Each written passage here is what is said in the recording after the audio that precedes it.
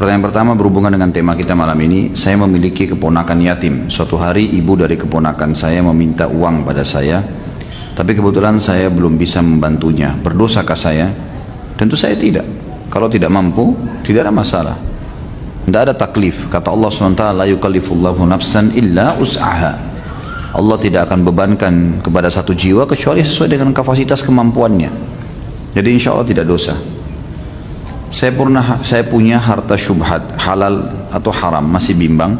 Bolehkah saya sumbangkan untuk pembangunan taman bermain anak-anak umum di sebelah masjid dekat rumah saya?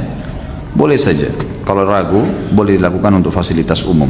Sebagaimana uang-uang yang syubhat, uang-uang yang haram, kalau bukan miliknya orang, kalau milik orang harus dikembalikan. Tapi kalau milik umum, seperti pernah kita bahas masalah bunga bank, ya, hasil dari riba, hukumnya kembali kepada hukum asal, tidak ada pemiliknya dan itu boleh digunakan untuk fasilitas umum.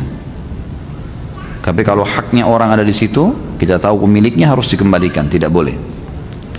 Ada orang yang sudah lama hutang pada saya, bolehkah saya ikhlaskan karena saya lupa nominalnya dan dia mungkin sudah lupa dengan hutangnya? Boleh saja, malah sangat bagus. Termasuk sunnah Nabi SAW adalah seseorang memaafkan orang yang tidak mampu membayar utang. Termasuk juga ada hadis yang menyebutkan masalah itu. Apakah para sahabat juga akan diperlihatkan catatan baik dan buruk nanti di hari kiamat? Adakah amal yang bisa menutupi catatan buruk? Semua orang akan diperlihatkan. Semua yang pernah dia lakukan akan diperlihatkan untuk dia. Dia tahu nanti. Kalau yang kita pernah lakukan buruk tidak diperlihatkan, maka yang kita lihat cuma baik, kita tidak ingat nanti apa yang kita lakukan. Padahal sebenarnya banyak sekali dalil yang menjelaskan semua orang akan melihat yang kecil dan yang besar, sebagaimana ayat tadi yang saya bacakan, gitu kan? Mereka akan melihat semua yang kecil dan yang besar. Kata ulama, termasuk pada saat kedipan mata dia yang pertama, yang ke-100 dan seterusnya, semua akan diperlihatkan. Jadi memang tidak tertutup, tapi dia akan lepas dari hukuman, iya. Lepas dari hukuman, iya. Gitu kan? Maka akan dihapuskan hukuman yang akan menimpa dia, tapi dia akan diperlihatkan, ini kesalahan kamu yang kamu lakukan pada umur ini, lalu kamu tobat pada saat ini dan seterusnya. Sebagaimana amal solehnya juga akan diperlihatkan. Dulu saya pernah berjanji untuk menikahi wanita karena beberapa prinsip yang berbeda. Saat ini saya tidak ingin menikahinya. Orang tua saya memerintahkan untuk tetap menikahi. Apakah saya boleh ingkar janji? Khawatir jika tetap menikahi terpaksa, akhirnya jadi terpaksa. Tentu saja Anda sampaikan, ya, sampaikan. Di sini ya, saya masukkan dalam tema ini karena ada hubungan, tadi saya sempat bahas masalah tidak boleh ingkar janji. Jadi tentu saja boleh Anda batalkan pernikahan selama belum nikah, boleh, nggak masalah. Dan kita boleh memungkiri masalah itu. Maksudnya kita batalkan, ya, sampaikan baik-baik bahwasanya saya tidak akan menikahi Anda karena pertimbangan 1, 2, 3, 4, 5 atau karena saya punya pertimbangan tersendiri yang saya tidak bisa lakukan, itu saja. Tapi jangan sampai ya putuskan janji tanpa ada penyampaian, ini nggak boleh juga. Kecuali kata ulama dalam satu keadaan janji itu janji maksiat, itu yang boleh dibatalkan sepihak. Kita janjian, misal seseorang janjian mau berzina, lalu dia batalkan sepihak, nggak jadi, itu nggak masalah. Tapi kalau selain maksiat tidak boleh. Seperti menikah ini adalah sunnah Nabi, ibadah. Harus dia sampaikan. Maaf saya tidak bisa menikah dengan Anda karena ini 1, 2, 3, 4, 5 alasannya. Kapan saat dewasa anak yatim ketika kita menyerahkan hartanya? Sedangkan ketika usia balik kondisi anak yatim tersebut masih ABG. Tentu saja dia dimaksud dengan diberikan kepada dia pada saat dia dewasa. Ulama berselisih pendapat masalah dewasa ini. Nah, umumnya ulama mengatakan dewasa adalah pada saat dia sudah bisa mengelola hartanya sendiri. Dan dari sini keluar pendapat yang mengatakan kalau anak yatim tersebut setelah dia balik pun belum bisa mengelola, walinya masih bisa memegang untuk dia, masih bisa dipegang untuk dia. Jadi di sini kita harus tahu bahwasanya tergantung keadaan. Lebih pantas, lebih layak dikembalikan kepada dia pada saat dia sudah bisa. Makanya anak yatim pun itu dilatih. Pada saat dia sekolah, dididik dengan sekolah yang baik sehingga dia menjadi pintar dan dia bisa mengelola hartanya. Seperti itulah. Apa yang dimaksud Ustaz dengan sifat muru'ah kepada Allah dan bagaimana contohnya? Muru'ah itu menjaga hubungan, jadi kepekaan hubungan dengan Allah Subhanahu wa taala.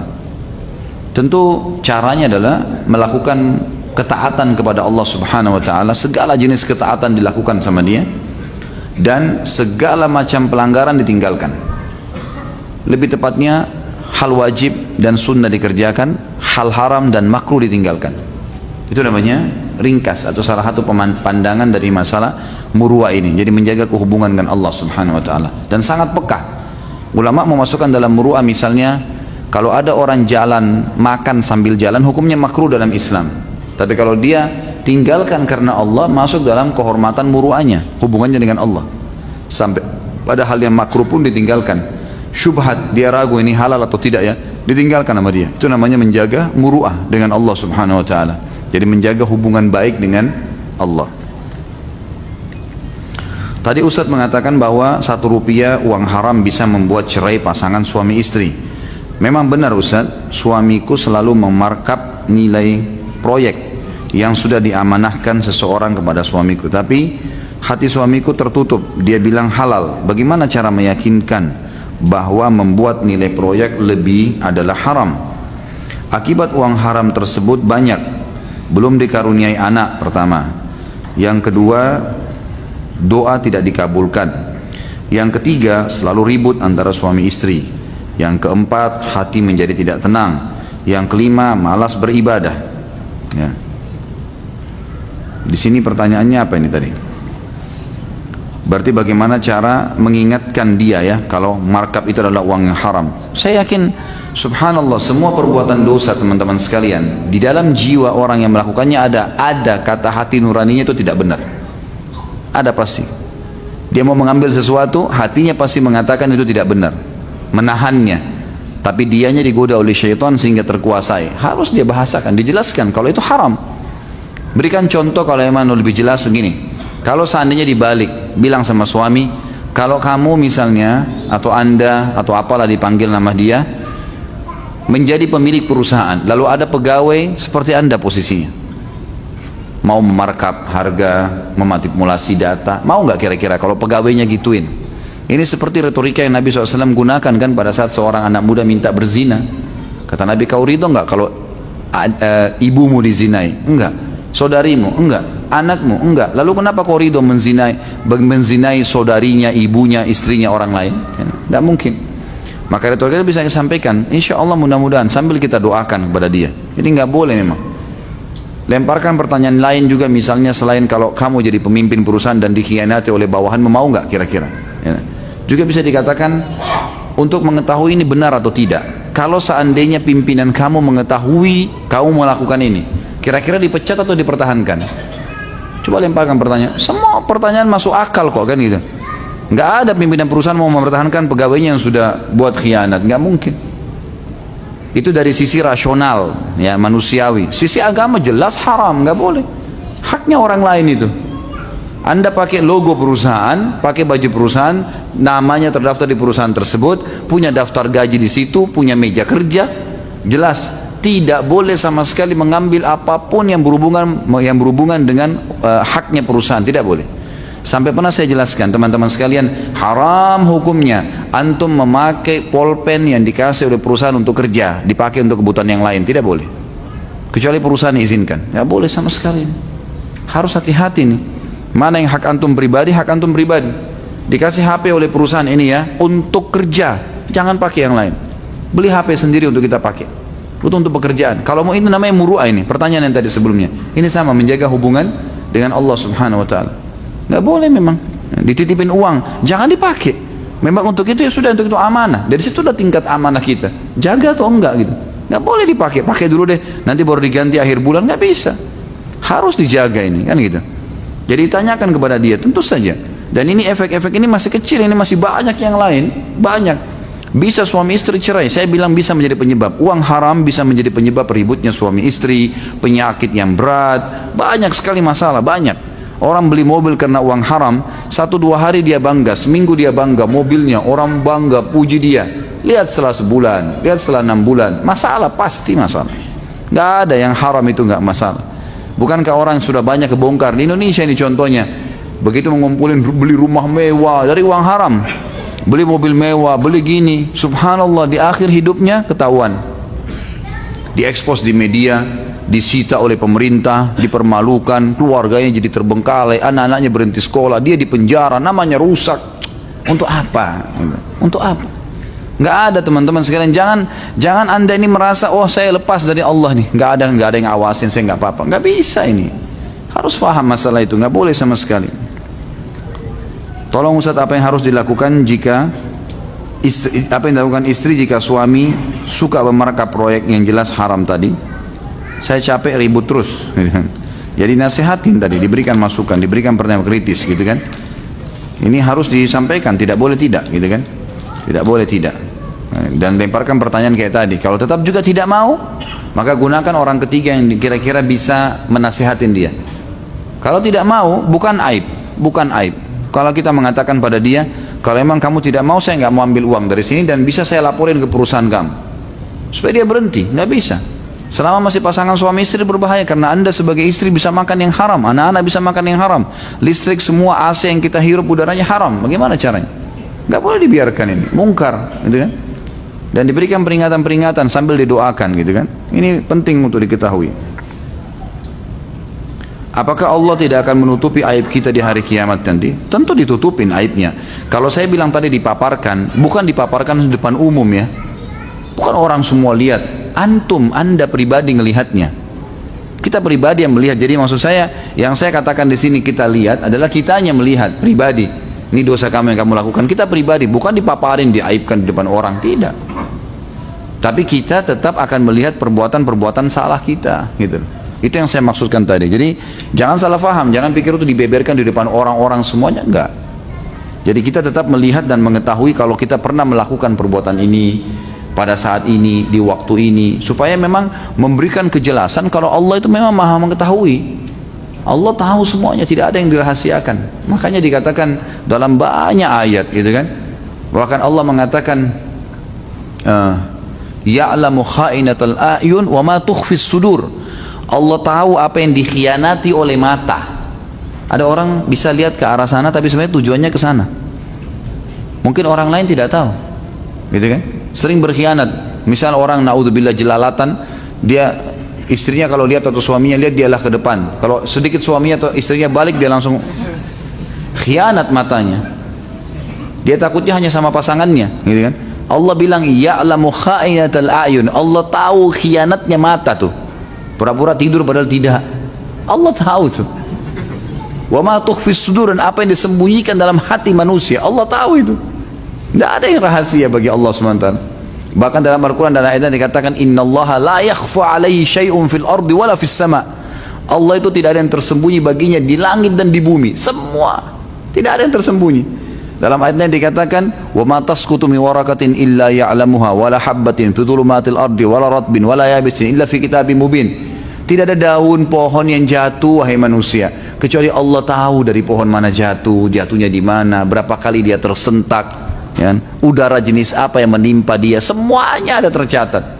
Allah SWT bahkan biji yang basah, biji yang kering di kedalaman ya bumi, tetap Allah tahu, semua tercatat di Lauhil Mahfuz.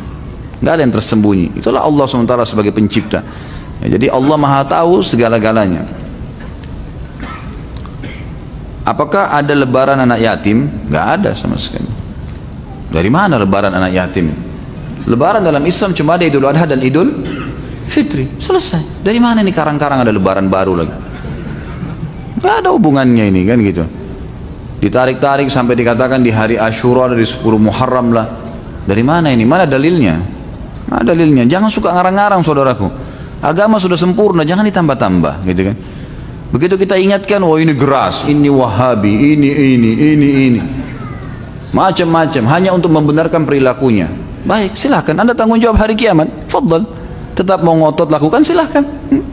Kita sudah ingatkan. Dan ingat, peringatan Allah Azza wa Jalla datang kepada setiap manusia bisa dari lisan orang lain, bisa dari kenyataan, kejadian di depan matanya. Jangan keras kepala, salah minta maaf dan berhenti.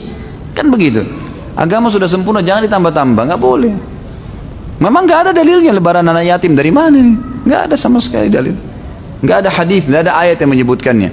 Kita sudah jelas punya dua Idul Adha dan Idul Fitri, tidak ada yang lain, gitu kan? Hari Jumat pun dikatakan hari raya dalam sebuah istilah. Tapi dia disebutkan hari yang mulia sepanjang pekan, gitu kan? Memang sudah begitu. Bahkan banyak dinukil dalam riwayat-riwayat kalau Nabi SAW mengatakan Allah telah menggantikan ya hari hiburan kalian dengan 2 Idul Adha dan Idul Fitri. Ya. Apakah anak yatim berhak menerima zakat dan apakah harta anak yatim harus dizakati? Kalau anak yatim itu termasuk dalam 8 golongan, fakir, miskin, gitu kan? Beda kan ini? Saya sudah pernah jelaskan di bab zakat. Fakir orang yang tidak tahu mau makan apa hari itu, apalagi besok. Kalau miskin orang yang tahu mau makan apa tapi pas-pasan. Jadi masuk dalam istilah miskin ini adalah seorang pegawai yang gajinya pas-pasan. Bisa terima zakat, misal gajinya 2 juta, pengeluaran rumahnya 2.200.000 setiap bulan. Utang 200.000 tiap bulan sama kantor atau sama temannya. Ini layak menerima zakat walaupun dia punya pekerjaan.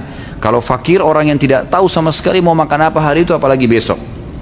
Ini boleh. Kemudian kalau dia anak yatim kita lihat di sini, masuk fakir atau masuk miskin enggak? Kemudian mu'allaf, orang yang baru masuk Islam, yang bukan baru masuk Islam, orang yang masuk Islam tapi tidak dapat panduan, namanya mu'allaf. Kalau baru masuk Islam tapi sudah tahu semuanya, bahkan ada orang yang sudah hafal banyak hadis, banyak tahu macam-macam. Seperti pernah saya ceritakan, ada orang syahadat di tangan saya pada saat itu di salah satu acara pengajian. Maksudnya dia syahadat, dia ucapin, kebetulan saya ada di situ, lalu saya yang membantu dia. Waktu saya tanya kenapa masuk Islam, dia bilang saya sudah lama dengar ceramahnya Ustaz, ceramah saya sudah sering didengar, bahkan episodenya dihafal sama dia, episode sirah ada, episode Nasrani. Masuk Islam, ini bukan mu'allaf lagi, sudah Masya Allah tahu hukum halal haram itu. Insya Allah dia kokoh di agama. Mu'allaf orang yang lemah hatinya, walaupun sudah 2 tahun masuk Islam tapi tidak pernah ada yang pandu, ini mu'allaf namanya. Walaupun 2-3 hari masuk Islam tapi Masya Allah imannya itu lain, gitu kan. Kemudian amil zakat. Kemudian orang pembebasan budak, terlilit utang, orang terputus jalan, gitu kan. Kalau dia masuk dalam kategori-kategori orang-orang ini maka boleh jihad di jalan Allah. Orang yang mau pergi berjihad boleh. Tapi kalau tidak masuk dalam kategori tidak menerima zakat, gitu kan. Apakah harta anak yatim dizakati? Iya. Tentu saja kalau hartanya sampai pada haul dan nisab 1 tahun dan nisab mencapai 85 gram emas nilainya, maka dikeluarin zakatnya 2,5%. Yang keluarkan walinya. Jika pekerjaan anak yatim adalah orang yang ditinggal mati ayahnya sebelum balik, maka bagaimana jika anak yang belum balik lalu ditinggal cerai oleh ayahnya? Enggak, masih ada ayahnya kan? Enggak yatim itu namanya. Kalau cerai orang tuanya, ayahnya tetap wajib bertanggung jawab. Sudah tahu kan? Kalau seorang muslim cerai istrinya, ada punya anak, wajib gak menafkahi anaknya? Wajib. Nggak gugur ini. Nafkah terhadap mantan istrinya kalau sudah lewat masa iddah itu boleh, nggak wajib lagi dia, kecuali si mantan istri menyusui anak, itu baru wajib diberikan nafkah karena dia menyusui anak supaya dia makan dan susu anaknya ada selama dia menyusui, kan gitu. Kalau sudah diceraikan, gitu kan. Jadi ini tetap berlaku hukumnya. Pertanyaan kemarin yang belum sempat terjawab Ustaz. Ini saya taruh di sini karena memang dikatakan yang lalu ya. Pengalaman penting buat hidayah orang. Saya punya pengalaman pribadi, saya mantan seorang praktisi banker dan akan berbagi pengalaman. Bekerja di bank mungkin adalah dambaan setiap orang awam bagi bagi anak-anak fresh. Apa ini? Graduate ya. Membayangkan menggunakan dasi, pakaian rapi, gaji besar, tapi praktek di lapangannya sangat kotor. Saya akan memberikan bocoran. Ternyata di dalamnya gaji banker itu tidak seberapa. Namun yang besar adalah uang pelicin ya. Tapi pelican tulisannya. Baik, uang pelicin untuk meloloskan kredit, semua bagian di bank bermain, marketing, bagian legal, pimpinan cabang dan seterusnya. Semua markup untuk nilai agunan. Data-data rekening palsu, laporan keuangan palsu. Agar kreditnya disetujui, mereka meminta fee 3-5% di bawah tangan.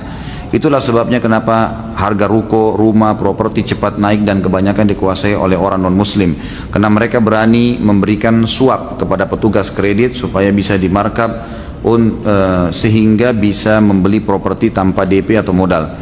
Inilah real praktek lapangan di lapangan dan di dalam bank itu sendiri, terutama bagian kredit. Saya dulu pemegang jabatan kredit di bank. Bagaimana cara saya bertobat dari dosa saya Ustaz? Ya, pertama semoga saja ya apa yang Anda sampaikan ini bermanfaat bagi kaum muslimin yang masih terlilit dengan masalah pekerjaan ini. Dan memang sudah sering kita ingatkan agar meninggalkan perbuatan-perbuatan yang bisa mengundang pada dosa kepada Allah Subhanahu wa taala. Ingat teman-teman, sekuat apapun fisik Anda sekarang, ya, semuda apapun umur Anda, ya, tetap saja akan mati. Ini kalau mati ini sendirian, masuk di kuburan, sendirian dihisab hari kiamat, dan Allah sudah sampaikan kepada kita tentang adanya kematian, adanya pembangkitan, adanya hisab, adanya neraka, adab-adab siksaan yang menyakitkan. Lalu untuk apa gitu? Untuk apa? Apa yang mau dikejar gitu? Apa yang mau dikejar? Terlebih lagi mati misterius, nggak tahu kapan datang gitu. Ini kalau datang tiba-tiba kita mati tanpa harus di ruangan ICU, teman-teman sekalian. Ada orang jalan di jalan ditabrak lalat mati gitu. Oh iya, mati, bisa mati, meninggal kalau ajalnya datang. Itu cuma penyebab gitu kan. Lalu untuk apa kepada hal-hal yang haram seperti ini? Kalau cara Anda taubat, tentu saja sama, taubat nasuha. Yang pertama, tinggalkan dosa itu seketika. Lagi riba, lagi zina, lagi dusta, lagi durhaka sama orang tua, berhenti. Yang kedua, sesali. Yang ketiga, berjanji sama Allah tidak mengulanginya. Ini 3 syarat Imam Nawawi sebutkan. Yang keempat ditambah oleh sebagian ulama adalah mengisi sisa umur dengan amal saleh. Kalau ada di antara yang kita pernah lakukan perbuatan dosa, terutama berhubungan dengan hak manusia, misal mencuri, ya, tadi markup harga, membuat nota palsu dan seterusnya, maka itu harus dikembalikan. Nggak bisa enggak. Hak orang harus dikembalikan kecuali dia ridho. Kalau enggak maka dikembalikan. Kalau tidak dikembalikan maka tidak cukup. Sama Allah Subhanahu wa taala dimaafkan kalau dia taubat, tapi sama manusia tersebut ditanya dulu sama Allah hari kiamat, maafin enggak orang ini? Orang ini pasti tahu haknya dia. Maka dia bisa mengambil pahala-pahala orang tersebut. Maka tidak boleh ini, ya, tidak boleh. Harus dikembalikan haknya manusia. Teman-teman, jangan siapkan musuh yang akan memberatkan kita hari kiamat. Jangan suka ceritain orang, fitnah orang, buat macam-macam berita. Belum tabayun, belum nanya, sudah main tuduh. Belum ini, belum itu, macam-macam. Kejar keuntungan walaupun kecil. Terus menerus memarkup harga, buat nota palsu. Ini untuk apa semua ini? Untuk apa teman-teman sekalian? Cukupkan dengan air yang kita minum, cukupkan dengan makanan yang kita makan, tapi halal, enak, tentram hati itu. Dan Allah SWT berkahi. Ada orang subhanallah gaji 2 juta tiap bulan tapi berkah, numpang di rumahnya mertuanya, ada iparnya, cukup. Ada orang 50 juta per bulan tidak pernah cukup, padahal cuma dia sama istrinya sama anaknya satu, tidak pernah cukup, tidak ada berkahnya. Yang halal, harta itu yang penting halal, berkahnya, Allah berkahi kalau yang halal itu. Tentu saya sarankan seperti tadi, taubat kepada Allah Subhanahu wa taala, dan terima kasih tentunya informasinya. Mudah-mudahan ini tidak ada unsur ghibah karena tidak menyebutkan instansinya, dan ini sebuah pelajaran saja, dan ini memang sudah diketahui rahasia umum kok gitu kan. Orang semua tahu adanya permainan-permainan rekayasa data dan seterusnya. Ini semua selain dosa ribanya ada lagi dosa-dosa itu. Jadi tumpuk-tumpuk semuanya.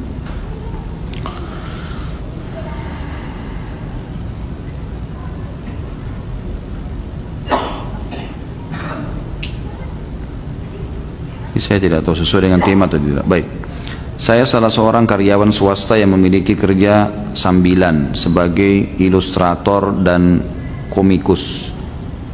Selain itu, sejak saya kuliah saya menjadi seorang pelukis wajah di Mall Panakukang Makassar. Sekarang saya mau berhenti melukis, menggambar dan menjadi seorang ilustrator karena ingin berjalan di jalan yang betul. Pertanyaan saya, apa yang saya harus lakukan dengan gambar-gambar saya yang sekarang, baik yang masih ada pada saya, pada orang lain yang pernah memesan kepada saya, dan gambar komik saya yang telah termuat di website?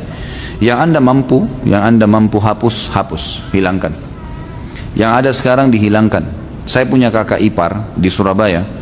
Beliau seorang, kebetulan dia nikah sama kakak saya perempuan menikah dengan laki-laki ini, kakak ipar saya, dan dia pelukis dulunya sebelum menikah. Rumah penuh dengan lukisan, dan memang luar biasa, dia kalau duduk melukis itu cepat sekali dan bagus kalau jadi gitu kan. Subhanallah, duduk dengan saya ngobrol sebentar, Allah kasih hidayah, bukan dari saya, Allah kasih hidayah, tiba-tiba dia meninggalkan itu. Lalu dia tanya, kira-kira bagaimana caranya mengalihkan hobi saya ini? Saya memang hobi di sini. Lalu saya berikan masukan, Anda boleh, ya, antum boleh menggambar apa saja yang tidak dilarang, seperti pemandangan, kota, ya, buah-buahan. Jadi sekarang dia kalau gambar pasar-pasar kuno, Jazirah Arab misalnya dulu, dibuatlah sama dia tendanya, rumahnya, buah-buahnya, tapi nggak ada orangnya. Juga masih laku, banyak orang beli gitu kan. Ditinggalin sama dia. Lalu dia alihkan terampilannya ke kaligrafi, tulisan Arab, mulai dialihkan kepada hal-hal yang positif. Jadi hobi yang ada masih bisa, kalau masih bisa dikemas secara syar'i, dikemas secara syar'i. Yang tidak boleh ditinggalkan. Kalau yang ada sekarang di tangan Anda, usahakan untuk dihilangkan. Kalau bisa diganti, ya, dialihkan kepada hal ini boleh, bagus. Kalau yang sudah terlanjur terjual, bertobat kepada Allah Subhanahu Wa Taala, gitu kan. Dan kalau ada yang di tempat-tempat lain yang masih bisa, pokoknya intinya masih bisa dihapus, dihapus di website, di tulisan, di aset yang disimpan atau apa saja. Saat saya di MTSN, saya pernah berutang kepada penjaga kantin di sekolah saya sebesar 70.000. Namun entah kenapa saya lupa alasan, saya lupa membayarnya. Sekarang saya tidak tahu keberadaan bapak itu dan saya merasa terbebani akan hal itu. Apakah ada jalan yang bisa saya tempuh untuk melunasinya? Coba datang ke tempat sekolah lagi itu, madrasah tadi, madrasah Nawiyah yang Anda masuk itu, tanya di mana penjaga kantin dulu bapak ini, tanya, insya Allah mungkin orang-orang sekitar itu tahu. Biasanya ya penjaga kantin itu tinggal dekat sekolah, biasanya gitu. Bisa ditanya bahwa bapak itu di mana, sampai Anda temukan. Anda temukan, alhamdulillah, itu sangat baik. Ini tanda keimanan ya. Anda terdorong mau melunasi, itu sangat luar biasa. Karena itu akan menghilangkan masalah kita pada hari kiamat. Karena di hari kiamat orang ini nggak mau terima 70.000 rupiah, rupiah nggak laku di akhirat. Udah nggak laku ini. Makanya sekarang dia mau 70.000 pahala, ini jadi masalah ini. Pahala apa yang sejumlah besar itu? Ya kalau sholat ibadah kita semua diterima, kalau enggak kan gitu. Jadi masalah. Jadi coba cari tahu. Kalau tidak ketemu pun ada solusi. Bagaimana kalau saya pernah berutang sama orang lalu saya tidak tahu di mana orang tersebut, atau saya pernah mengambil haknya orang lain, sekarang saya tobat, saya nggak tahu harus kemana. Orangnya juga saya tahu mungkin di negeri lain, mungkin di kota lain. Caranya sodakahkan sejumlah itu atas nama orang itu. Itu bisa. Tapi jangan sodakahkan kalau masih ada orangnya, dan jangan malu. Maaf, saya baru dapat, temuin dia, bicara baik-baik, dan saya baru tahu hukum agama, saya menyesal, saya pernah lakukan ini dan saya tahu dia perbuatan salah, sekarang saya baru tahu, dulu saya tidak tahu, ini saya kembalikan, insya Allah dengan niat baik orang bisa menerima itu, gitu kan. Kemudian saya juga pernah berutang kepada teman saya waktu SMA sebesar 5.000. Seingat saya pernah memberitahu bahwa saya pernah berutang kepadanya, namun dia bilang tidak mengapa, tidak usah dibayar. Namun itu seperti memberatkan hati saya. Kalau dia sudah mengatakan tidak bayar, tidak apa-apa. Kurang lebih 2 tahun yang lalu saya saat Idul Adha, saya memasukkan uang 50.000 ke dalam celengan berjalan dengan niat melunasi utang-utang yang saya sebutkan di atas. Apakah itu bisa, Ustaz? Kalau orangnya masih ada, bayar ke orangnya. Kalau orangnya sudah maafin, sudah lunas, nggak ada masalah. Kalau kita tidak temukan orang yang ingin kita bayar utangnya, maka boleh sedekah atas nama dia. Atas nama dia ya, bukan atas nama kita. Untuk dia, memang pahalanya dia untuk dia. Insya Allah hari kiamat dia bisa ridho dengan itu, gitu kan. Umur berapa harta anak yatim diberikan oleh pengelola harta? Ini sudah dikatakan tadi, dia tidak batas umur. Yang penting dia sudah layak untuk mengelola hartanya, kasih ke dia, gitu kan. Sudah layak mengelola, silahkan dikasih kembali. Apa hukumnya datang ke panti asuhan dengan tujuan memberikan sumbangan atau sedekah kepada mereka, lalu memohon didoakan oleh para anak-anak di panti asuhan tersebut supaya hajatnya dikabulkan oleh Allah Subhanahu wa taala? Sebenarnya ini khilaf di antara ulama tentang masalah boleh atau tidak. Bolehkah kita pada saat memberikan sedekah kepada seseorang, kita meminta sekaligus untuk didoakan, gitu kan? Pendapat ulama yang pertama mengatakan tidak boleh. Tidak boleh meminta balasan doa dengan mereka, gitu kan? Karena ini memang lillahi ta'ala, udahlah. Kita boleh berdoa sendiri. Dan kita bisa mengatakan, ya Allah, saya jadikan sedekah ini sebagai perantara kepadamu sebagai amal saleh yang mudah-mudahan engkau terima doaku. Itu boleh. Tawassul dengan amal saleh. Tapi tidak boleh minta kepada mereka. Karena ini seperti minta imbalan. Kalau mereka bilang, kami tidak mau doain, kira-kira masih mau bantu nggak? Kan gitu. Akhirnya kan berhubungan antara sedekahnya dengan permintaan dia. Padahal dalam Islam disuruh sedekah tanpa minta imbalan. Ini pendapat yang paling kuat dan Allahu a'lam saya sarankan berpegang pada pendapat ini. Pendapat kedua mengatakan masih boleh kita bertawassul dengan amal saleh kita kalau darurat, bukan setiap saat, bukan setiap saat. Misal memang kita lagi sakit, kemudian ada orang yang miskin, tetangga kita tahu janda, susah, misalnya kita kasih, ini ada titipan makanan dari si fulan, misalnya diantarkan ke rumahnya dan minta tolong didoain supaya sembuh penyakitnya. Ini masih dibolehkan tapi bukan sebuah rutinitas. Jadi jangan hubungkan antara sedekah kita dengan permintaan doa itu. Gitu kan? Umumnya lebih baik kita jadikan doa kayak pendapat pertama tadi. Jadi kita setelah sedekah kita mengatakan, ya Allah, saya jadikan ini penyebab saya sembuh. Jadikanlah sebagai penyebab saya, itu boleh. Apakah fadilah merawat yatim sama dengan kita mengangkat anak atau adopsi dari golongan fakir? Enggak, beda. Yatim tetap yang tidak ada ayahnya, itu definisinya. Kalau dia orang susah, ada ayahnya, beda pahalanya. Beda, itu cuma membantu orang. Kalau yatim ini lain. Fadilah-fadilah yang kita sebutkan memang khusus untuk anak yang mati ayahnya. Ini kalau asal mau banyak ini, banyak sekali. Di panti asuhan itu banyak sekali, ratusan. Kalau Ramadan kesian tuh, mereka pada dikumpulin, dibuka puasain rame-rame. Saya pernah dipanggil ceramah selalu, ratusan, berbeda tempat, ratusan yang hadir. Banyak. Kalau mau ini banyak sekali, dan saya sarankan teman-teman sekalian, saran saya Allahu alam, teman-teman cari panti asuhan terdekat, dekat rumah, tanya aja di mana, tanya sama RT, sama RW, pasti ada, insya Allah ada. Kalau tidak ada panti asuhan, cari tempat rumah anak yatim lah, mungkin ada tetangga kita yang tidak mampu, kemudian kita tanggung tiap bulan, tanggung tiap bulan, misalnya berasnya, berapa sih kilo, berapa, misalnya panti asuhannya ada 200 anak, berapa kilo dibutuhkan beras, oh 100 kilo, baik, dari saya 25 kilo, kita sumbang tiap bulan, udah, tiap bulan kita tinggal kirim beras ke sana, jadi 1/4 dari kebutuhan mereka kita penuhi, sesuai kemampuan, kalau kita bisa penuhi semua, alhamdulillah. Jadi rutin, gitu kan? Beda pahalanya orang yang bersedekah karena tiba-tiba ada yang minta, dengan orang yang sedekah memprogramkan sedekah itu. Memang sengaja keluar mencari orang miskin, orang susah. Ini lebih besar pahalanya. Jadi kita datang ke tempat anak yatim, masjid, yayasan. Memang setiap bulan kita rutin bantu. Gitu. Makanya beda pahalanya, karena kita sengaja keluar mencari sumber pahala itu.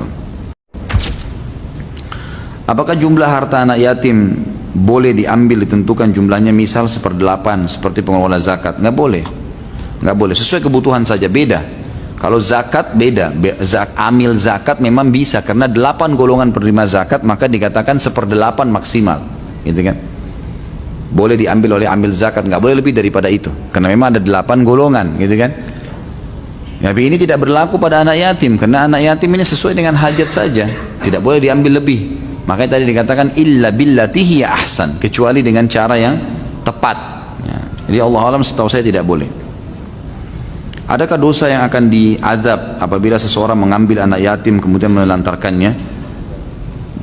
Kalau dia mengambil anak yatim tentu dia bertanggung jawab, gitu kan. Kalau dia menelantarkan, sini tergantung apa ini maksudnya menelantarkan. Kalau dia misal contoh anak yatim itu yang diambil, ada pernah kejadian begitu, keluarga saya mengambil anak yatim, gitu kan, kemudian anak itu rupanya sangat nakal, luar biasa, tidak pernah mau tinggal di rumah, ngacoin rumah itu, gitu kan. Akhirnya sampai dia lari. Waktu dia lari, udah sama keluarga saya udah nggak dicari lagi. Karena dasarnya memang kalau di rumah dia bikin masalah. Nah ini tidak masalah dalam agama. Memang dasarnya berbahaya malah kalau dia tinggal di rumah, gitu kan. Ini ada begini. Dan Allah alam ini juga mungkin kena faktor pendidikan ya. Kalau dari kecil diambil, memang dasarnya sudah kalau ambil anak yatim, didikan, masukkan di tahfidz Quran, masukkan di pesantren, jadikan orang manusia yang saleh, gitu, mestinya begitu. Tapi ini memang saya lihat kelalaian juga ada di situ. Kalau seperti ini tidak masuk dalam menelantarkan. Tapi kalau dia ngambil, kemudian memang dia tidak mau urus, gitu kan, malah dijadikan sebagai pembantu, disiksa, ini nggak boleh, haram, berdosa, tidak boleh sama sekali. Malah akhirnya unsur-unsur pahala yang dia bisa dapatkan tidak ada, hilang. Bagaimana sikap kita terhadap orang tua yang takaran berbaktinya itu uang. Kalau minta harus dapat, nggak mau tahu duit dari mana. Kalau nggak dapat suka nyumpahin macam-macam. Kalau nggak kasih takut durhaka. Jadi tentu saja tanggapin semampunya, ya, tanggapin semampunya. Kita disuruh bersabar dengan orang tua kita seperti ini, sabar, gitu kan. Tetap walaupun mereka suka mencaci maki, berkata buruk, orang tua kita pun jahat, ya, tetap kita tidak boleh balas kejahatan mereka dengan kejahatan, tidak boleh. Tetap kita disuruh berkata baik. Wa qul lahuma qawlan karima, berkatalah dengan kalam yang karim. Karim itu bukan cuma baik ya, baik, lembut, santun, mengalah, itu semua disuruh ucapkan ke orang tua kita. Memang nggak bisa. Mereka caci maki, ya sabarlah, itu cobaannya. Gitu kan? Kalau mau dikasih duit, ya sudah, ini kemampuan saya. Udah. Dan kita punya hak untuk mengatur takaran, boleh, nggak masalah. Misal gini, gaji kita 1 juta, orang tua kita minta 1 juta, tapi memang harus ada transportasi yang saya keluarkan 300.000 per bulan. Kalau enggak, saya nggak bisa kerja. Boleh kita keluarin 300.000 itu, 700.000 dikasih ke orang tua kita, silakan. Atau ada kebutuhan mendesak, memang kita harus keluarkan 400.000, berikut dengan makan atau jajannya, 600.000 kita kasih ke dia, itu boleh. Dan insya Allah itu termasuk sedekah yang paling afdal kalau kita keluarkan kepada orang tua, gitu kan. Insya Allah kalau dia ucapkan kata-kata yang tidak benar, dan memang Allah tahu dia orang tidak benar, orang tua itu, Allah SWT juga tahu bagaimana tidak spontanitas juga perkataan buruk langsung tiba-tiba Allah ancamkan kepada orang anak yang saleh, itu nggak mungkin, gitu kan? Allah SWT maha adil. Ustaz, apa hukumnya menikahi perempuan hamil dan dia yang menghamilinya sampai punya anak dua, dia belum tahu hukumnya, tapi anak yang kedua lahir setelah ijab kabul. Sekarang ingin bertobat dan memperbaiki diri, apakah harus melakukan ijab kabul lagi? Mohon nasihatnya. Tentu saja khilaf di antara ulama tentang masalah boleh menikahi wanita hamil. Ada pendapat yang mengatakan boleh asal dia yang melakukannya, tapi ini pendapat yang lemah sekali, lemah. Yang paling kuat adalah tidak boleh menikahi wanita hamil. Tidak boleh menikahi wanita hamil, gitu kan? Jadi memang ini pendapat yang jelas dalam hadis Nabi SAW, tidak boleh menikahi wanita hamil. Ada pernah wanita datang, kemudian dia hamil di luar nikah, maka Nabi SAW suruh pulang, bukan suruh menikah, suruh pulang, gitu kan? Sampai dia melahirkan anaknya. Jadi memang yang lebih kuat pendapat adalah tidak boleh menikah. Kalau sudah terlanjur terjadi dan berpegang pada pendapat pertama, insya Allah mudah-mudahan Allah kabulkan, gitu kan? Allah kabulkan pernikahannya. Khusus anak anda yang pertama tidak ternisbatkan kepada anda. Yang dari hasil zina nggak ada penisbatan. Misal A nama anaknya dan B. Anak A ini si ayah misalnya C. Si C punya anak A dan B. Anak yang A ini lahir hasil dari zina. Anak yang B hasil setelah ijab kabul. Maka anak yang ternisbatkan kepada dia si B. Si A tidak boleh. Si A terlalu dinisbatkan kepada siapa? Ya dinisbatkan kepada nama yang dinisbatkan kepada Allah. Seperti misalnya namanya, maaf kalau ada yang sama, Ahmad misalnya. Ahmad ini diberikan nama Ahmad bin Abdullah. Abdullah ini siapa? Nggak ada. Hamba Allah, gitu kan?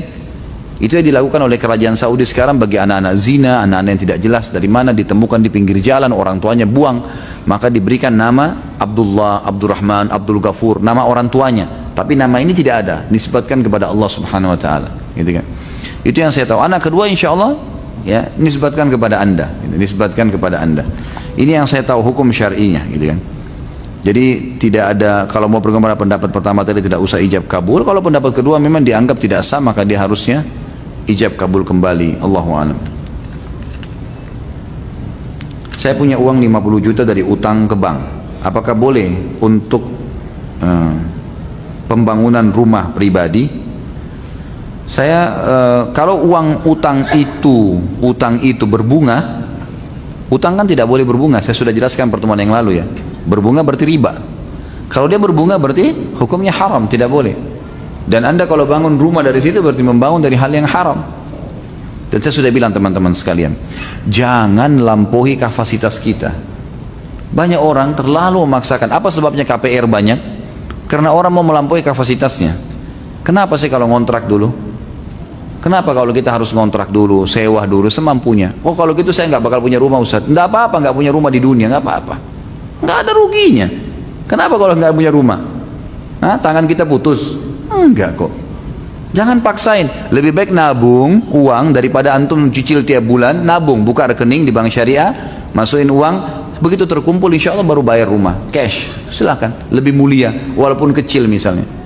Karena kita mau melampaui kapasitas kita teman-teman sekalian. Akhirnya kita hutang dan tidak mau tahu lagi hutangnya dari mana, berbunga atau tidak. Riba ini teman-teman. Saya sudah jelaskan pertemuan yang lalu. 1 dirham riba lebih berat daripada 36 kali berzina. Dikatakan dalam riwayat lain 1 dirham riba lebih berat daripada menzinai ibu sendiri. Ini berat ini. Kok bisa anda tidak tersentuh dengan hadis seperti ini? Jangan lakukan. Tidak usah paksakan diri. Belum bisa beli kendaraan, naik kendaraan umum. Tidak apa-apa. Jangan malu. Nggak ada yang harus dimaluin gitu. Gitu kan? Saya pernah jalan ke pengajian naik angkutan, naik angkut umum, terus kemudian ditanya sama jemaah saya, Ustaz naik angkut? Iya. Apanya yang malu? Ah kenapa emang? Memang saya lagi tidak ada kendaraan, saya naik ini. Nggak ada yang aib. Terus gengsi. Untuk apa? Mau apa nih gengsi? Apa yang mau digengsiin gitu? Satu waktu nanti Allah kasih rezeki, ada uang bayar cash, mulia. Nggak ketakutan bayar tiap bulan, nggak ada masalah gitu kan? Nggak ada masalah. Kata Nabi SAW, siapa yang bangun tidur sehat badannya, dia punya makanan hari itu, maka dia orang yang paling kaya. Itu luar biasa gitu kan? Jadi jangan paksakan diri melampaui kapasitas teman-teman sekalian, akhirnya menyusahkan kita. Saran saya bagaimana? Kembalikan uang itu ke bank. Ini kembalikan, saya tidak jadi pinjam. Sabar, coba ikhtiar, bekerja, mulai nabung, mulai pelan-pelan, hidupi, jalani kehidupan sesuai dengan kemampuan. Insya Allah, Allah maha melihat teman-teman sekalian, Allah maha mengetahui berapa banyak orang demi Allah yang pakai sepeda tahun lalu, tahun depannya pakai BMW, pakai Mercy, banyak, dengan kesabaran, dengan keteguhan. Allah kalau memberikan rezeki kepada orang, innallaha yarzuqu man yasha' bighairi hisab. Allah kalau beri rezeki tidak ada hisabnya, nggak pakai kalkulator, nggak ada hitung-hitungannya itu kalau Allah. Nggak masuk di akal. Kalau datang sumbangan, datang dari Allah itu bantuan luar biasa. Antum cuma dibutuhkan untuk bertakwa, itu saja. Coba deh komitmen dalam agama Allah, kerjakan yang Allah perintahkan wajib atau sunnah dengan khusyuk, dengan benar. Tinggalkan yang Allah haramkan demi Allah, antum diberikan rezeki sama Allah. Banyak contoh lapangan, sabar. Jangan buru-buru, jangan lampaui kapasitas, nggak perlu. Berikanlah satu pernyataan bahwasanya Syekh Muhammad Profesor Dr. Muhammad Uraifi bukan seorang khawarij seperti yang dituduhkan, agar Anda bisa memberitahukan mereka yang menuduh Syekh Arifi sebagai khawarij sehingga mereka bisa faham. Teman-teman sekalian, Dr. Muhammad Uraifi seorang dosen mengajar di Ummul Qura dulunya, dan beliau terkenal seorang dai yang mengikuti sunnah Nabi SAW di Timur Tengah. Akhir-akhir ini beliau karena terbawa dengan arus muslimin yang terdesak di Syria, ya, di Palestina, gitu kan, banyak umat Islam yang tertindas. Beliau kadang-kadang pernah mengeluarkan statement, kesannya mendukung khawarij, kesannya mendukung kelompok-kelompok yang sedang berjihad, gitu kan.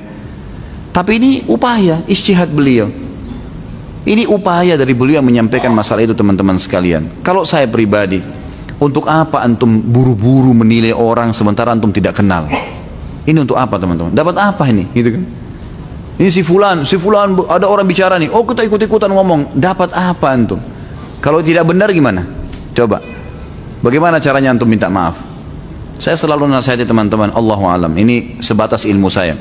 Saya pribadi paling tidak mau bicara masalah orang.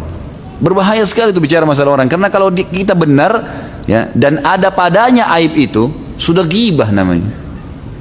Kalau tidak benar fitnah, bagaimana untuk meluruskan? Yang boleh dalam Islam, kalau saudara kita salah, datang tanya ke dia, benar nggak begini, benar nggak begini, tanya baik-baik, gitu kan? Hanya itu saja. Teman-teman sekalian, saya sendiri secara pribadi tidak tahu flyer yang disebarin di WhatsApp, saya tidak pernah tahu tuh. Tiba-tiba foto saya sudah ada, tiba-tiba foto banyak dai-dai Indonesia sudah masuk, gitu kan? Saya nggak pernah tahu, sama sekali saya nggak tahu masalah flyer itu. Tiba-tiba tersebar, lalu tersebarlah sekarang Ustadz Khalid tidak jelas manhajnya, ya. Ustadz Khalid ini bergabung sama orang-orang ahli bid'ah, Ustadz Khalid ini begini, begitu. Udahlah, terserah, silakan ngomong, ya. Allah SWT ada. Kalau anda telepon ke saya tanya, Khalid Basalama benar nggak seperti ini, konfirmasi, tabayun, saya jelaskan. Ini enggak main panas di media sosial, main begini, macam-macam cacian. Sudahlah, silahkan, fadal, gitu. Bebas-bebas saja kok. Tapi semua ada hisabnya. Teman-teman sekalian, kita di dunia ini seperti masuk supermarket.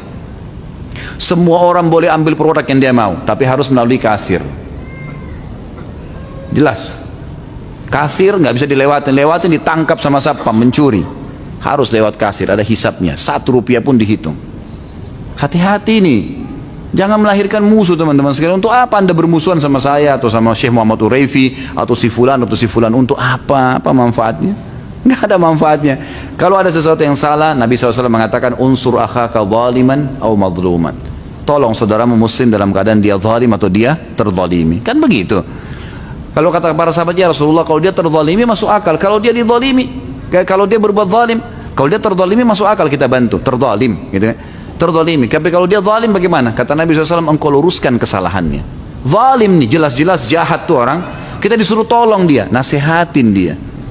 Apalagi kalau masih belum jelas masalahnya apa, gitu kan? Macam-macam tersebar, istilah-istilah tersebar. Saya sih tidak pernah mau ikutin ya. Orang mau nulis apa itu urusan mereka. Fadhal, silahkan. Saya tahu ini majelis ilmu saya sampaikan apa yang saya faham. Kalau ada yang sampaikan kepada saya konfirmasi, luruskan kesalahan saya sangat terbuka. Saya tidak pernah lihat siapa orang itu yang betul muslim, kalau ingatkan kesalahan saya sampaikan, gitu kan? Itu saja. Syekh Muhammad Uraifi pada saat beliau mau datang nanti tanggal 17 Januari itu, saya ditelepon, didatangin oleh Syekh Fauzi, salah satu dari Ketua Rabita Alam Islami dulu di Jakarta. Beliau punya proyek-proyek di Indonesia ini, dan proyek sosial Masya Allah yang sangat bagus. Datang minta, Ustaz Khalid Basalamah bisa jadi penerjemah nggak? Kalau penerjemah insya Allah bisa. Penerjemah ilmu yang mau disampaikan tentang masalah umat Islam supaya mereka bersatu. Baik, fadhal. Berjalan waktu saya tidak pernah tahu nih sudah bicara sama siapa, tiba-tiba minggu lalu saya temukan sudah ada flyer tersebar, dipasang foto saya narasumber gitu kan, macam-macam sudah. Kemudian tanggapan dari orang banyak sekali yang saya tidak tahu, sudah kemana-mana bahasannya. Akhirnya mereka sendiri saling bantah membantah. Terakhir ada perkataan Syekh Shalih Fauzan yang pada saat ditelepon ditanya, bagaimana sih kita bisa nggak dengar dari Syekh Muhammad Urefi? Kata beliau, dengar yang bermanfaat, tinggalkan yang tidak bermanfaat, gitu kan? Saya juga bukan orang bodoh untuk sembarangan menerima penawaran orang diminta terjemahkan. Kalau ada yang salah tentu saya ingatkan, salah ini nggak boleh Syekh. Saya juga niat memang sebenarnya mau konfirmasi kepada beliau secara langsung, awalnya begitu, gitu kan?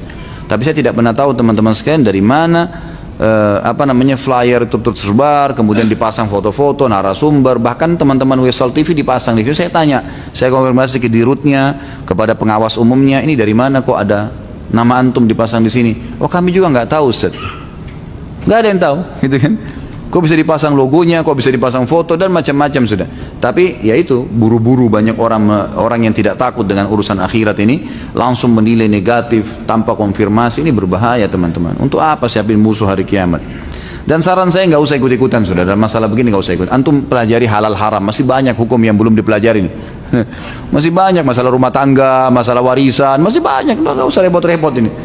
Kalau ada antum dapat ustaz-ustaz yang suka berselisih, jangan diikutin taklimnya. Atau kalau antum hadir, ambil manfaatnya saja. Kalau sudah sampai menghardik orang, menyalahkan orang, teman-teman sekalian, ini bukan majelis ilmu, gitu kan? Dan penuntut ilmu harus bisa membuka diri. Saya demi Allah menerima masukan siapapun. Asal memang itu benar, saya perbaikin. Saya manusia biasa, bisa salah, gitu kan? Saya juga bisa benar, ya tidak selamanya salah. Dan saya juga pada saat mengambil keputusan, saya juga takut dengan akhirat. Ini anehnya nih, orang-orang yang menyorot ini kesannya mereka takut akhirat, saya tidak takut akhirat. Subhanallah. Bagaimana bisa? Wala tuzakku anfusakum. Jangan kalian puji diri kalian. Ya. Huwa a'lamu liman ittaqa. Allah lebih tahu siapa yang lebih bertakwa. Kan gitu. Jadi saran saya nggak usah, akhi. Yang bertanya pun nggak usah repot-repot. Harus membalas, nggak usah repot-repot. Udahlah. Kan? Waja'alna limahlikihim mau'ida. Dalam sebuah ayat dikatakan, setiap orang melakukan satu perbuatan ada mau'idnya, ada saatnya akan selesai masalah itu. Ada saatnya akan selesai. Dari mana mulai berzikir? Apakah urutannya dari jari kelingking atau dari jari jempol? Dan urutannya apakah dari atas ke bawah atau dari bawah ke atas? Allahu a'lam. Saya tidak tahu, yang sebatas ilmu saya ya. Mungkin memang ada teman-teman asatidah yang tahu ini, mungkin silakan Anda ambil dari mereka-mereka. Tapi yang saya tahu Nabi SAW menggunakan zikir dengan tangan kanan. Masalah urutannya dari mana ini saya tidak pernah temukan pribadi, Allahu a'lam. Kalau ada antum temukan ustaz sampaikan memang dari kelingking dulu, dari telunjuk dulu, berarti itu lebih baik ya, lebih sempurna. Yang saya tahu Nabi SAW menghitung dengan tangan kanan. Dan dalam riwayat ini dikatakan Nabi SAW selalu menggunakan tangan kanannya untuk kebaikan. Apakah dalam Islam ada ahli tafsir mimpi? Apakah itu dibenarkan dalam Islam? Ada. Takwil mimpi Anda. Kan Allah SWT sebutkan tentang Nabi Yusuf alaihissalam di dalam surah Yusuf, masalah takbir mimpi. Dan ada seseorang yang bernama Muhammad bin Sirin. Ayahnya Sirin itu dulu pendeta Nasrani di Irak. Begitu masuk ekspansi Islam di zaman Umar bin Khattab tahun 15 Hijriah, masuk Islam nih ayahnya. Sirin ini masuk Islam, gitu kan? Maka dia dapat anak namanya Muhammad, dikasih nama. Muhammad bin Sirin terkenal ahli takwil mimpi, ahli takwil mimpi.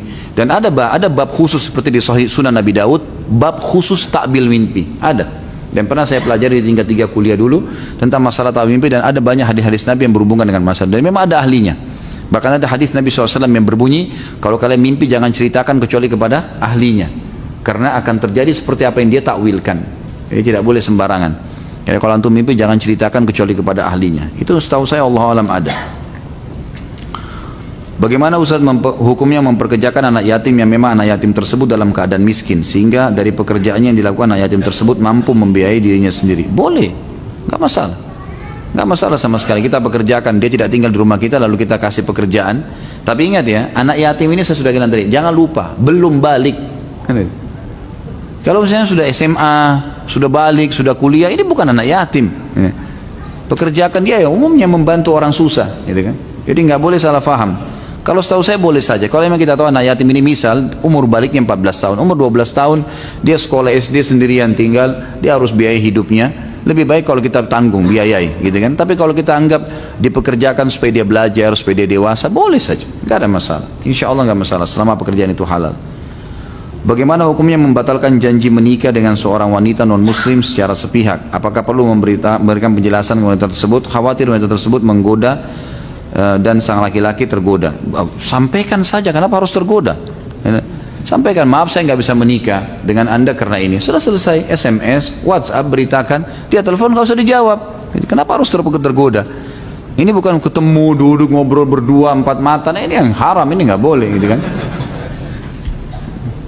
Apakah anak yang tidak diketahui keberadaan orang tuanya dapat dikatakan yatim? Ada juga anak-anak yang dibuang oleh orang tuanya semenjak kecil karena anak tersebut dari hasil perzinahan. Allahu alam, yang saya tahu definisi yatim memang sangat peka. Kalau ketahuan orang itu betul-betul tidak ada ayahnya, ketahuan maka dikatakan yatim. Kalau dia hanya ditemukan, ini setahu saya ulama tidak mengatakan yatim. Kalau ditemukan ya, seperti anak zina itu bukan anak yatim, bukan anak yatim dia. Dia tidak ada ayahnya memang, tapi bukan ayah meninggal, gitu kan? Ada laki-laki pemilik sperma tapi tidak disebatkan kepada dia. Bagaimana kalau kita ikut suatu pertandingan dengan mengharap hadiah yang telah disediakan panitia, tapi untuk ikut kita membayar uang pendaftaran? Apakah ini termasuk judi? Apakah juga termasuk judi meminta makan dan minuman ketika bertanding dengan siapa yang kalah dia yang membayar? Contoh main catur dan minta minum, siapa kalah dia yang bayar, ya. Allahu alam, yang saya tahu minimal ini syubhat. Jadi kalau misalnya bertanding lalu minta hadiah dari yang kalah, ini lebih baik dijauhi. Tapi kalau ada panitia mengadakan lomba cerdas cermat, lomba keterampilan, lalu nanti ada hadiahnya, itu boleh, nggak ada masalah. Itu tidak ada masalah. Untuk meningkatkan skill itu tidak ada masalah, insya Allah itu tidak ada masalah. Tapi kalau sampai tadi dihubungkan seperti yang saya katakan di awal, itu nggak boleh. Sama juga masuk tidak boleh kalau dalam judi, seperti kalau anda belanja di satu mall, dipajang mobil di situ, ini kalau belanja di sini dapat mobil ini, tapi harus melalui kupon-kupon misalnya. Kuponnya per 100.000 dapat satu kupon. Kalau ada orang kebetulan belanja di situ, kebetulan memang hajatnya, ada supermarket dia beli di situ, lalu dapat kupon 3, dia tulis diisi sama dia, boleh kah? Boleh, nggak apa-apa, nggak masalah. Tapi kalau dia sengaja membeli barang sampai numpuk-numpuk hanya untuk berharap dapat mobil, itu nggak boleh. Ini peka sekali perbedaannya, ya. Akhirnya dia paksakan diri belanja sesuatu yang mungkin dia tidak perlukan, yang penting dapat kupon dan dapat hadiah itu. Ini nggak boleh. Ini nggak boleh, gitu kan? Tapi kalau dia kebetulan belanja, ikut dapat, itu nggak masalah. Ya. Bolehkah menjalankan umroh haji bila menggunakan uang pinjaman dari bank? Sama tadi, janganlah, tidak usah. Ibadah ini, akhi. Untuk apa pinjam dari bank? Kecuali Allah alam, saya tidak tahu apa pertimbangannya teman-teman dari perbankan syariah yang sekarang ada program umroh cicil, gitu kan.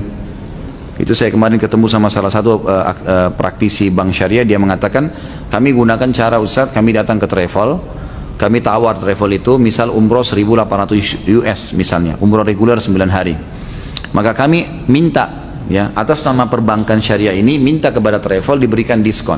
Berapa diskonnya? $200 misalnya. Baik, perbankan mengambil untung $200 itu, lalu dia tawarkan kepada nasabah-nasabahnya dengan harga tetap harga travel $1.800. Caranya konsumen nasabahnya bisa mencicil sampai 12 kali. Dia permudah, ya, keuntungan yang didapatkan oleh perbankan dari $200 diskon tadi. Apakah ini boleh dalam syariat? Nah, ini memang ada fatwa-fatwa dari majelis-majelis syura, ya, yang saya tahu dari yang dibuat oleh teman-teman di bank syariah ini mengatakan boleh, dianggap itu boleh saja, karena dijadikan sebagai ajang bisnis. Allahu a'lam. Apa hukumnya mencicil atau kredit mobil di salah satu dealer bila memang ada unsur ribanya? Apakah ada alternatif atau solusi lain agar saya dapat membeli mobil untuk keperluan usaha saya, di mana transportasi dibutuhkan sebagai kendaraan operasional buat usaha saya ini, sementara saya tidak memiliki dana cash untuk membelinya? Seperti saya bahasakan tadi sama teman-teman sekalian, sabarlah, sabar, gitu kan. Kalau saya pribadi, saya lebih baik begitu. Antum belum bisa beli mobil untuk usaha, ya sudah pakai yang lain lah. Tidak mutlak kok orang pakai mobil Mercy baru kemudian diterima proposalnya. Enggak mutlak. Berapa banyak orang pakai Mercy tapi dusta, gitu kan? ternyata menipu. Antum modalnya kejujuran, dan Allah SWT sangat tahu itu. Banyak orang mau jual mobil misalnya, kemudian dia dusta, pernah tabrakan nggak? Nggak pernah tabrakan, batal tuh transaksinya. Dia berpikir supaya laku, orang itu pulang nggak telepon-telepon lagi, sudah. Tapi kalau jujur, oh iya pernah tabrakan, tapi saya sudah perbaikin di sebelah sini, coba dilihat, sudah masuk di bengkel. Sampaikan apa ada yang jujur, insya Allah laku tuh. Allah SWT yang membuat kok transaksi. Kata Nabi SAW, ya, Allah akan memberkahi transaksi seseorang yang semoga Allah merahmati pedagang yang mudah kalau dia mentransaksi dan jujur, begitu juga pembeli yang mudah dan jujur pada saat transaksi. Jadi mestinya begitu. Kalau saya sarankan, Allahu a'lam, coba fasilitas yang biasa saja, gitu kan. Saya sekarang pada saat mau delivery restoran, kita butuh sebenarnya mobil untuk membawa. Kalau pesan 1 ekor kambing, besar sekali piringnya, gitu kan. Teman-teman delivery yang ada sekarang di tempat saya naik motor, kalau bawa ini agak sulit, gitu kan. Lalu mereka bilang, Ustadz bisa kita beli mobil pick up dulu. Saya bilang nggak ada dananya, belum ada dana, gimana caranya? Mungkin cicil? Enggak. Kalau cicil enggak, sabar aja, naik taksi, naik kendaraan, bayar, nggak apa-apa. Sabar, insya Allah ada waktunya, akan ada saatnya nanti. Kalau saya pribadi ya, karena ini Anda bertanya sama saya berikan solusi seperti itu. Jadi saran saya jangan buru-buru, ya, jangan melampaui kapasitas, kecuali memang antum bisa dari dealer langsung. Misal gini, ada solusi lain. Misal dealer ini, mobil ini jual mobil seharga 400 juta misalnya. Baik, uang antum ada 100 juta, sisa 300 juta. Lalu antum negosiasi sama dealernya. Saya akan bayar mobil ini, saya nggak mau melalui instansi perbankan, saya nggak mau, saya mau bayar 300 juta itu dengan cara saya bayar 10 juta tiap bulan. Bisa nggak? Bisa saja, baik, bayarlah, cicil, gitu kan. Biasanya ada beberapa dealer-dealer itu kalau dia percaya, dia akan pegang BPKB-nya, setelah setengah harga dia boleh keluarkan mobil, tapi tidak ada bunga, tetap dengan harga itu. Ini tergantung bagaimana antum melobinya. Ini mungkin termasuk solusi ya, karena tidak ada pelanggaran syar'i di situ. Apa hukumnya mengambil keuntungan 2 kali lipat atau 3 atau 10 kali lipat dari produk yang dijual? Karena saya mendengar dari satu penceramah di salah satu TV swasta bahwa tidak boleh mengambil keuntungan lebih dari 100% karena hukumnya riba. Berdasarkan dalil yang diambil dari surah Al-Imran ayat 130, hai orang yang beriman, janganlah kamu makan riba dengan berlipat ganda. Nggak ada hubungannya riba dengan keuntungan. Gimana caranya memahami? Allah mengatakan wa ahallallahu al-bai'a wa harrama riba. Allah menghalalkan terhadap jual beli dan Allah mengharamkan riba. Beda sekali. Keuntungan memang transaksi jual beli memang ada keuntungan, dan tidak pernah setahu saya ada dalil yang melarang kita membatasi keuntungan. Tidak pernah. Orang beli 1.000 mau jual 100.000, kalau laku silahkan, nggak ada masalah itu. Kalau dia bilang ada patokan tidak boleh 100%, berarti berapa persen dong? Harus ada patokan. Nggak ada patokannya. Yang penting di bawah 100%, ya berarti tetap bingung nanti orang, gitu kan? Memang dalam syariat tidak ada patokannya, silahkan. Anda dapat produk memang kebetulan lagi murah, terus kita jual itu harga pasar, nggak ada masalah semuanya. Setahu saya Allah alam tidak ada masalah. Ya, yang dipermasalahkan adalah modalnya halal atau tidak, produknya halal atau tidak, sistemnya halal atau tidak. Ini kan gitu. Ini baru dibahas. Kalau orang transaksi jual beli harus tidak boleh ada 5 hal di situ kan, tidak boleh ada riba, tambahan hutang dan gade tanpa sebab. Ya, ini. Kemudian tidak boleh ada gharar, merugikan satu dari dua pihak. Tidak boleh ada maisir, unsur judi, mengundi nasibnya. Tidak boleh ada unsur kezaliman, gitu kan? Dan tidak boleh ada produk atau sistem yang haram. Insya Allah ini kalau dihindari, transaksinya boleh. Apabila kita mengambil produk, sementara produk tersebut masih inden dan harus diproses dalam beberapa hari, dan produk tersebut juga bukan kita yang membuatnya, kita menggunakan jasa tenaga ahli, apa hukumnya bila kita menjualnya dengan syarat DP dibuka untuk pembuatan produk tersebut, kemudian pelunasan saat produk tersebut sudah jadi baru kita kirim produknya? Dan bagaimana hukumnya bila produk tersebut dikirim langsung dari tempat si tenaga ahli yang kita sewa tadi tanpa kita terima dulu produknya? Karena dari beberapa artikel online yang membahas masalah fikih jual beli, tidak boleh menjual produk yang belum ada di tangan kita atau produk belum bergeser dari penjual pertama.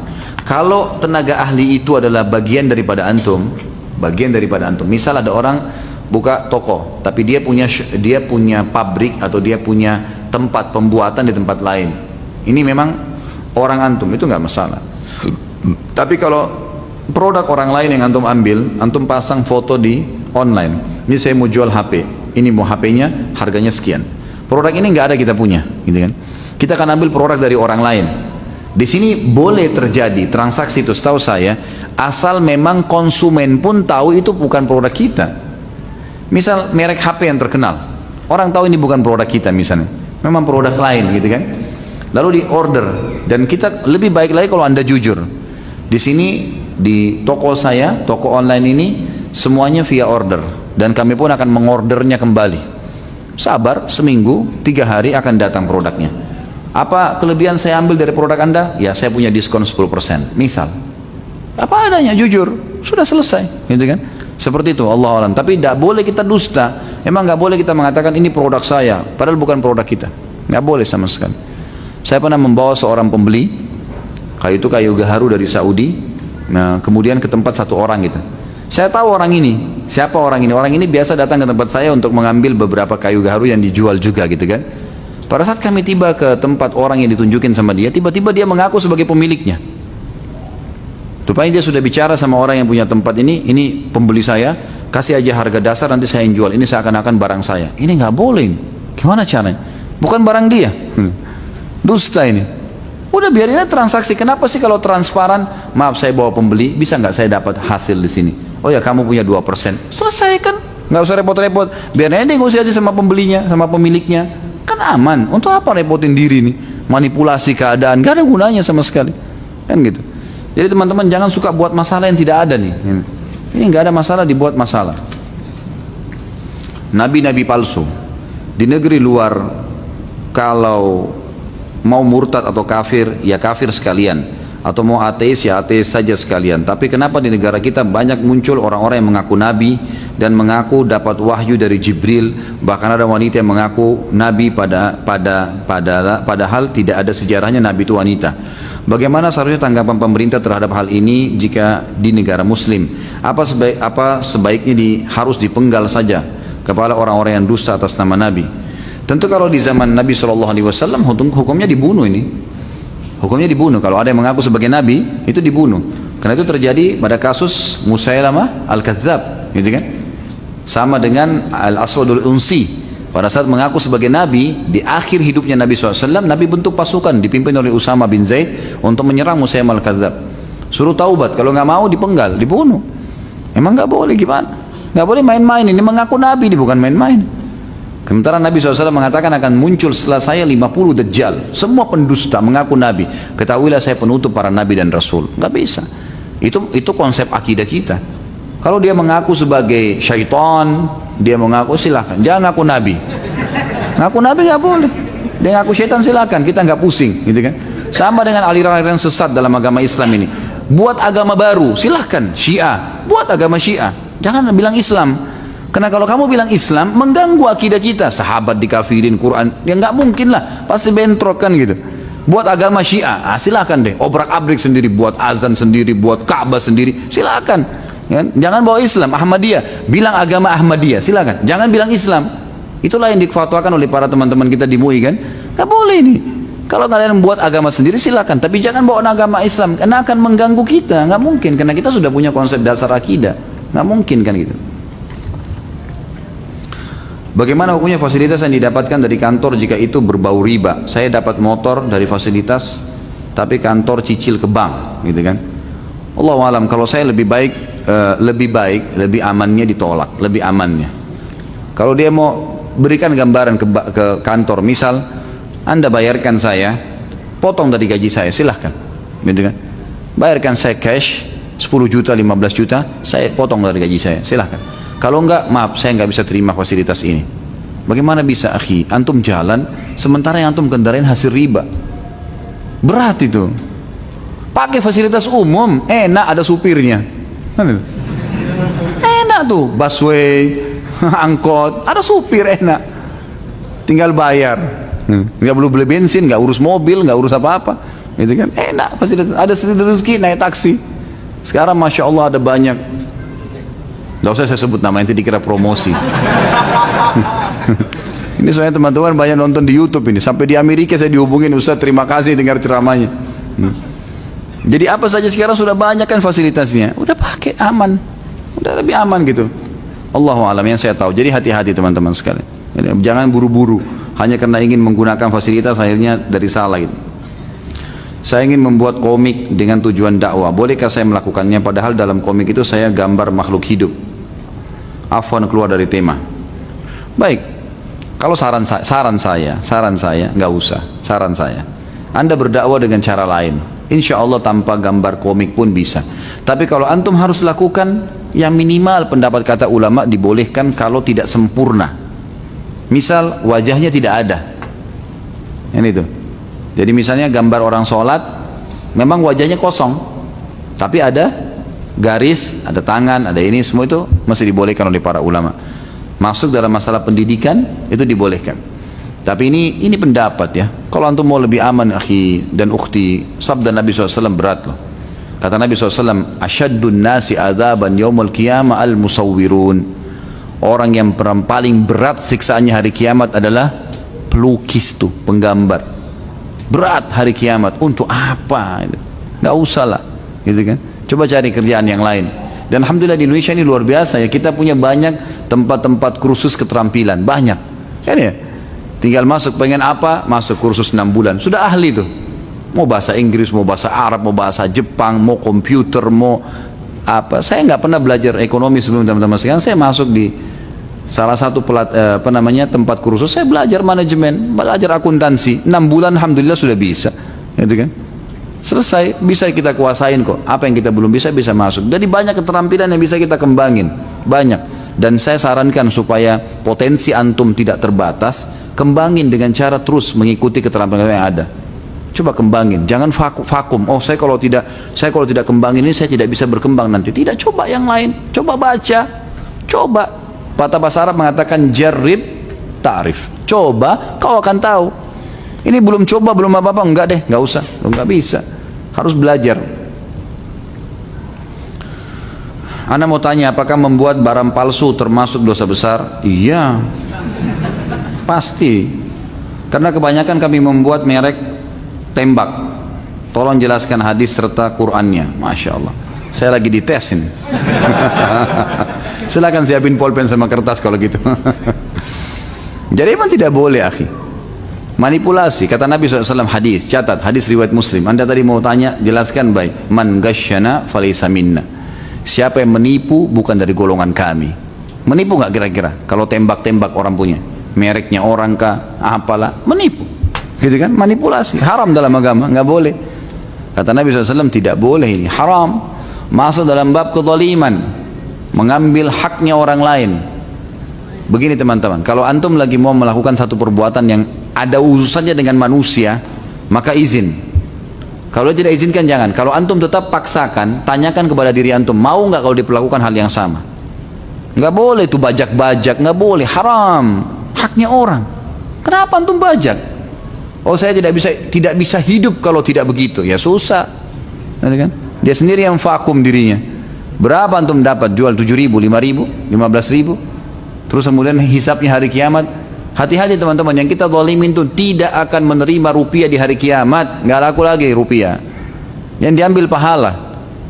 Hadis yang kedua, berhubungan dengan kezaliman, kata Nabi SAW, Allah berfirman, hadis Bukhari, ya, wahai hamba-hambaku, aku haramkan kezaliman terhadap diriku. Zalim apa? Mengambil haknya orang lain atau tidak memberikan hak orang lain. Ini zalim.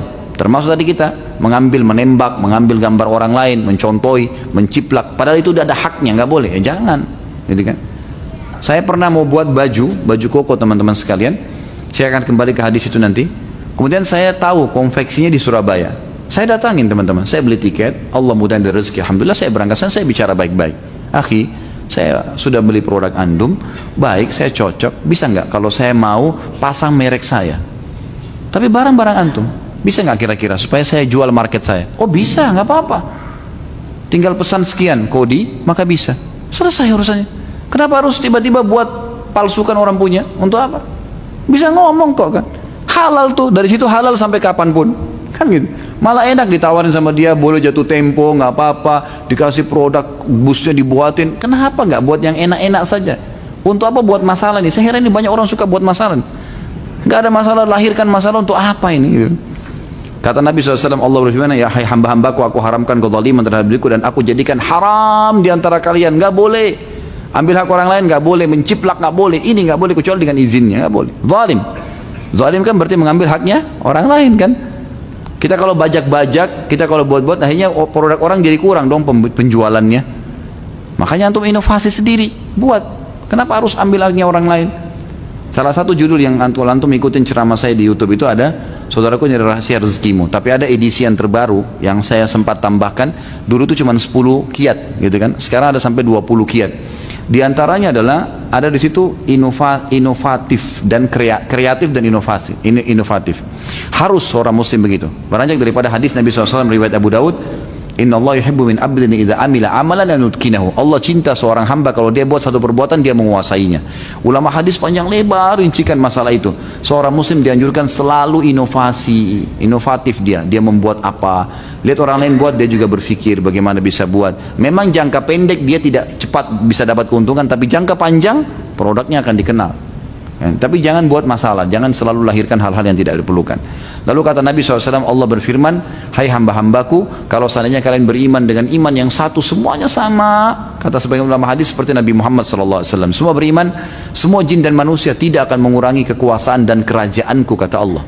Dan kalau seandainya hai hamba-hambaku jin dan manusia, kalian semuanya miliaran jumlahnya, kalian semua kufur dengan satu kufur, semua seperti Fir'aun, kata ulama hadis.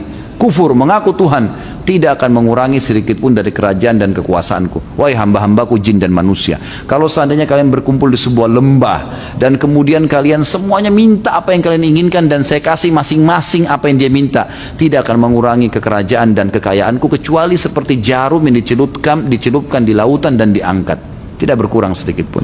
Allah SWT maha kaya, teman-teman sekalian. Manjalah dengan Allah, minta sama Allah, Allah kasih itu. Kita cuma tidak mau merengek, gitu kan? Hasan Basri rahimahullah pernah melihat lewat di depan rumah ada seorang ibu lagi marah sama anaknya. Ibu ini marah-marah sama anaknya, dipukulin, dikeluarin dari rumah, ditutupin pintu. Lalu anak tersebut sambil menangis, ibu maafin, ibu begini. Hasan Basri perhatikan depan rumahnya, terus anak itu nangis-nangis sampai anak itu tidur, taruh tangannya di tangga terus sambil tidur. Hasan Basri menangis. Orang-orang sebelahnya heran, kenapa anda menangis imam? Kiai, orang besar nih, ulama besar. Kenapa anda menangis? Dia bilang, kalau seandainya saya dan kalian ini di hadapan Allah seperti anak itu, pasti akan diberikan oleh Allah. Ngerengek di depan pintunya Allah. Terbukti, memang setelah itu Hasan Basri lihat dan teman-temannya lihat, ibunya membuka pintu sambil menangis menggendong anak tersebut dimasukkan tidur di dalam. Kalau seandainya kita seperti itu dengan Allah, manja, merengek, belum dikasih, makin manja sama Allah. Makin besar pahalanya, makin besar juga peluang yang dikasih. Cuma sayangnya kita ini selalu putus asa, buru-buru. Ini salah teman-teman sekalian. Harusnya kita faham masalah ini.